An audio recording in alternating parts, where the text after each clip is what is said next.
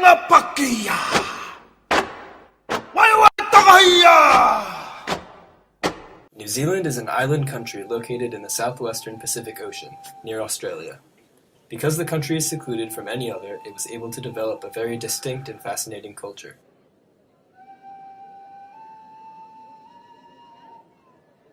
The environment is quite literally like nowhere else on Earth, from its breathtaking snow-topped mountains to its tropical beaches.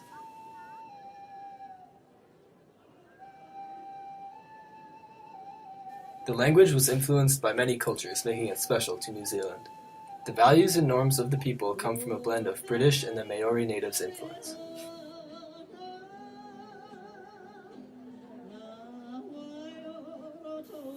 Knowing about these specific aspects of New Zealand culture prior to traveling there will give you a greater understanding of the culture and allow for better communication. We will be teaching you the ins and outs of New Zealand culture so we can make your journey to New Zealand truly a once-in-a-lifetime experience. New Zealand is an island country broken up into two main parts. The North Island, which is called Te Ika a Maui, and the South Island, known as Te Waipounamu. These two islands vary in both climate, which goes from extremely wet on the west side of the South Island to beautiful and subtropical in the north, and culture.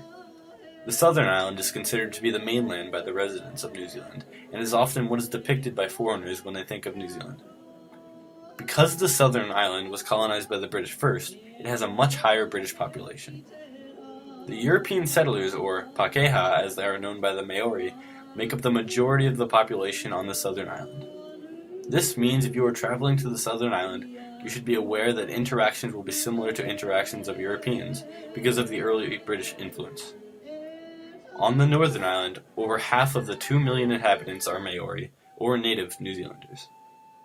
The Maori first arrived in New Zealand around 1,000 years ago, and although the population did decrease after Europeans migrated to New Zealand, there was a recent resurgence of the culture in the 1960s known as the Maori Renaissance. The Maori culture is now very prevalent in the North Island. If you are looking to find a European-influenced culture, you should travel to the South Island. But if you're looking for a distinct and unique culture with different styles of communication, it is best to travel to the North Island. For more insight, we look to our friend Zach, who is native to New Zealand. What is your name and where are you from? My name is Sept. I'm from Christchurch, New Zealand. What is the climate of New Zealand, and specifically where you have lived? I'm in Christchurch. It's cold in winter, similar to Pennsylvania, and pretty hot in summer. Basically, season by season, it changes a lot. It's not consistent.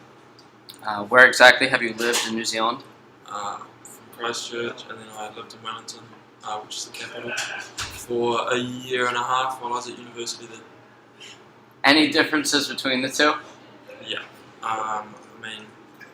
Wellington, based in the North Island, there's a lot more diverse culture, a lot more of the Maori and Pacific, and the climate's a bit less variable, I'd say.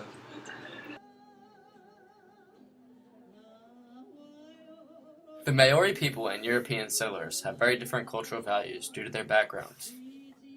Maori people often call themselves Tenganata Wanehu, which means people of the land, and put great importance on a lifestyle that connects to both land and sea. Maori people like to show their dedication to tradition through arts and skills, such as the haka, which is traditional war dance, tamoko, which is permanent body and face markings, waita, which is traditional music, carving, weaving, and poi, which is a form of dance. It is important not to disrespect this way of life when interacting with the native people, because they are very traditional and will see it as an insult to everything they stand for. To avoid this, it is suggested that you research the Maori culture heavily before going to New Zealand. Understanding why they believe what they believe will give you greater respect for the people, and will give you a more immersive experience into an original New Zealand culture. Most New Zealanders of European descent, however, did not embrace the culture when they immigrated to New Zealand in the 17th century. Pakeha people typically still identified as Europeans and adopt most of their culture from their European ancestors. Interactions with these people will not be difficult because Europeans' interactions are much more closely related to Americans' interactions than Maori ones. Despite these differences, one similarity these two cultures share is the love for the environment. Both of them believe the environment is of utmost importance and should be treated with great respect.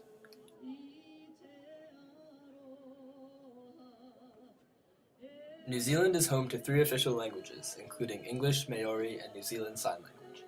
Before the 1800s, the Maori language was spoken on both the North and South Island. As the colonists took over, however, they slowly lost their influence.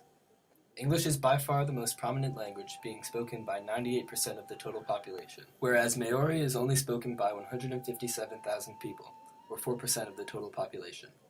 The Maori language is typically found in the northern half of the North Island. Even though the Maori like to maintain tradition, most of the people and all of the adult Maori speakers can also speak English. Both English and Maori speakers have taken some words from the other's language and implemented it into their own. Some examples of these words are hui, which means an assembly or gathering, waka, which means a traditional canoe, and wanau, which refers to your extended family. When going to New Zealand, you should be aware of these words because they are commonly used among the Maori and Pakeha people. New Zealanders share British conversational gestures, with the most famous being the V sign. The V sign, as shown by the picture, has the same connotation as raising your middle finger in the United States. You should avoid this gesture at all costs to eliminate any unwanted confrontations.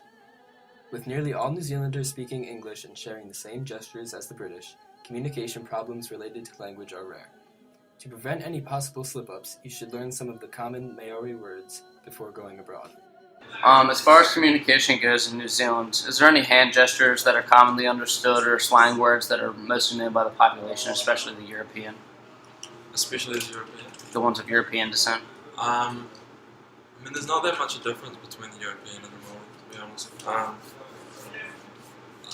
I mean, obviously the gnarly sign, surfers and dudes tend to do that. Obviously the fingers. I'm not going to do it, but yeah.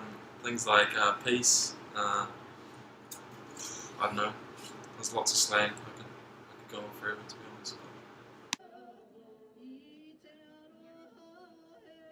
Socially, New Zealanders are very outgoing, and friendly greetings between you and New Zealanders are encouraged.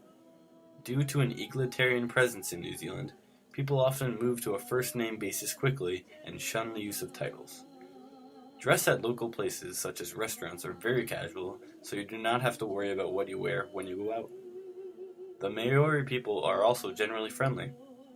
Although they seem very intimidating with their traditions such as the haka war dance, they place great value on hospitality and kindness. The greetings among people are just like the United States, with handshakes and hugs.